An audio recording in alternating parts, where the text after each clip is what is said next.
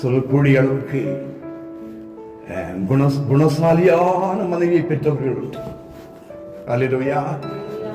அப்போ அவர்களை பற்றி வெளியே சொல்வது, என்னுடைய மனைவி மட்டுமல்ல, அவள் ஒரு நல்ல மனைவி. அல்லேலூயா. இப்படி கணவன்மார்களை குறித்து மனைவிமார்கள் சொல்லுகிறது உண்டு. எனக்கு கிடைத்த கணவர் எனக்கு தகப்பனை போன்றவர். அவர் ஒரு விசேஷித்தவர், அவர் நல்லவர். வேலை செய்கிற இடங்களிலே முதலாளியை பற்றி சொல்வார்கள். எனக்கு கிடைத்த முதலாளி ரொம்ப நல்லவர். அல்லேலூயா. இப்படித்தான் கர்த்தரை குறித்து கர்த்தர் நல்லவர் என்று எழுதப்பட்டது.